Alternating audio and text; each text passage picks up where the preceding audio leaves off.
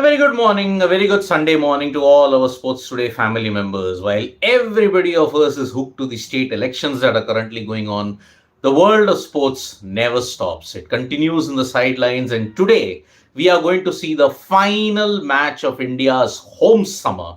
That's going to happen now. Ever since January till December, today on December 3, you're going to see the final game between India and Australia. It's their final game of the home summer, and it brings to an end our marathon session indeed. But before I get to the India versus Australia, the fifth and final T20 in Bengaluru, there is one particular development that has just thrown Pakistan into absolute turmoil. Salman Butt's appointment and then subsequent resignation.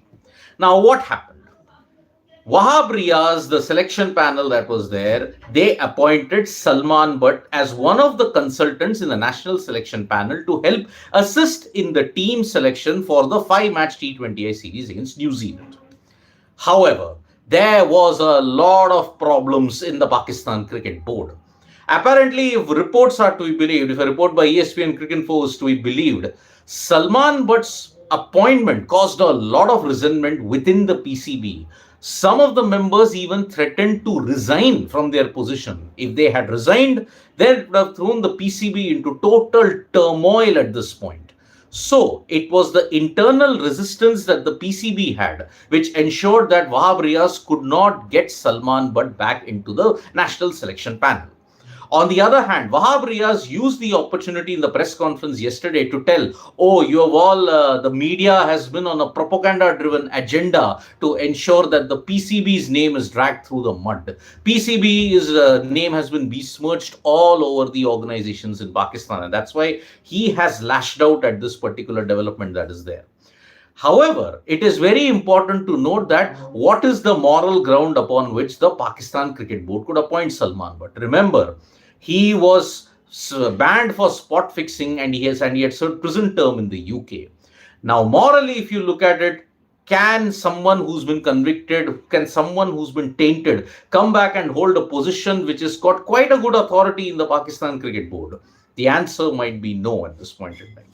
You have to understand one thing, that sometimes tainted individuals, they would want to get a second chance. But in the case of Salman Butt and Pakistan and the PCB, are they willing to ensure that they are willing to forgive him and move on? Apparently not. So the position now is vacant. 24 hours after his appointment, Salman Butt himself resigned from the situation. And now, who might be appointed in his place? There are rumors that Asad Shafiq, Pakistan's solid middle order batsman who had a good time in the Sena countries, he might now be in that position as one of the national senior consultants of the team. So that is the current situation that we have got when it comes to Pakistan. The inside details was that members of the PCB themselves were threatening to resign if Salman Butt came into the national selection panel.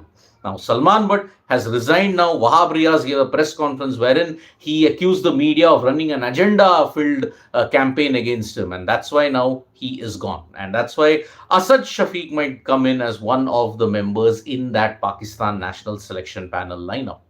Now, after all the drama that has happened in Pakistan, now let's see what happens later on. The test team have already arrived in Australia, and you already saw viral images of the team just ensuring that they dragged their own luggage back from the truck. They took the luggage from the truck and ensured that they went to the hotel all by their own. No one came from the Pakistan consulate. No one offered the players any kind of help, which kind of suggests the situation that is there in Pakistan. Already in Australia, they are on the back foot because they may have only one warm-up game, and that is against the Prime Minister's 11. After that, they will now be looking at what is going to happen in the 3 tests. Remember, Pakistan haven't won in Australia for 27 years now, and they will be looking to ensure that they win it. And the situation that's where you could see the viral images and the videos of Pakistan's cricketers offloading their own luggage from the airport truck and then going into the hotel. That is not a good sign if you have to look at it. Normally, there are some people who come in from the consulates from Cricket Australia themselves who come and help Pakistan's players. But this time, nothing has happened of that sort. So Pakistan are really not in a good position when you have to look at how they are going to end the year.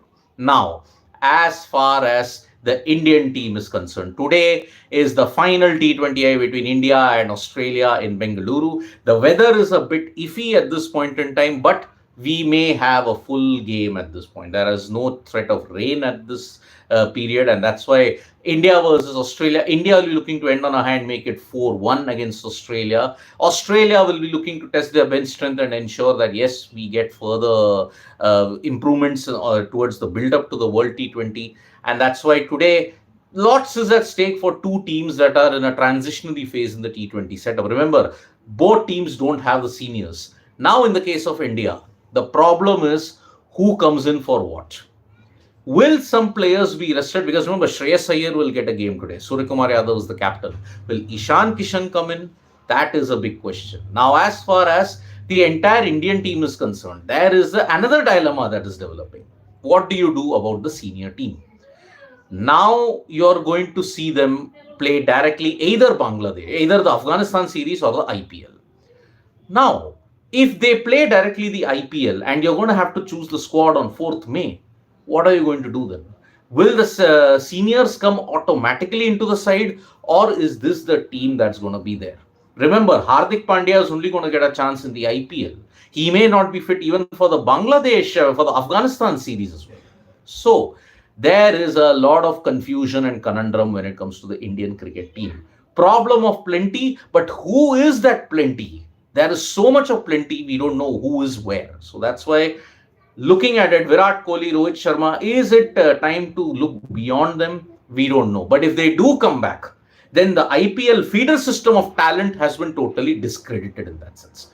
No one comes in the IPL. Now we have seen, even in the World Test Championships, in ODI World Cups, previous World T20s, selections would be made on the basis of IPL. Ajinkya Rahane is proof. Dinesh Karthik is proof. Shivam Dube, suddenly, because of his exploits in the Asian Games, he could be there in the scheme of things, but as a backup for whom? Will Rinku Singh be selected once the seniors come back? All this will be answered after the end of the South Africa series, which will be played on 10th of December. Remember, after this, there is a 1 week gap. 5 days later, India will head to South Africa, and then they will play in the T20I series that begins. 10th, 12th, 14th is the T20I series. 17th, 19th, 21st is the ODIs.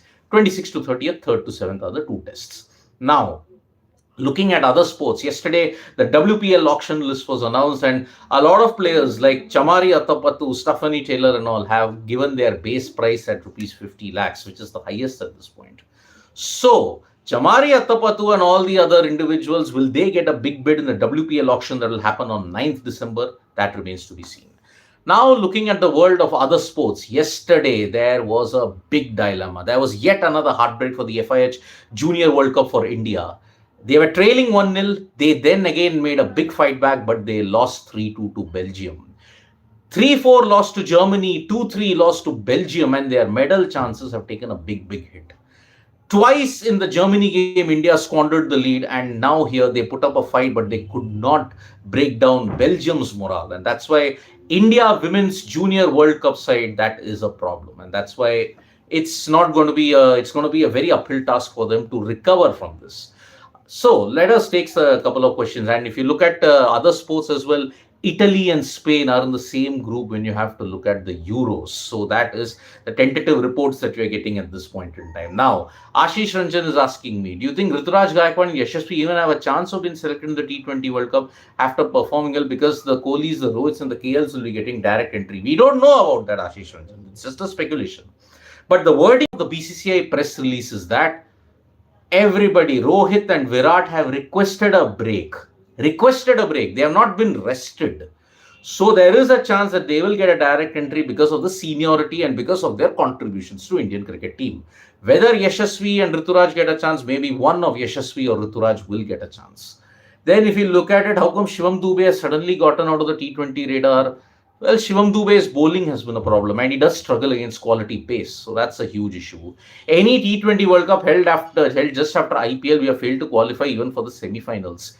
That's the problem. You're playing too much of T20 cricket, and you have to peak at a certain time. That doesn't happen. So that's why India's struggles in the T20 World Cup are evident. We'll be lucky even if we make it to the semi-finals this time around as well, because remember, the West Indies, 5 groups of 4 teams each, 20. So that is why, or four groups of 5 each, top two make it from each group into the.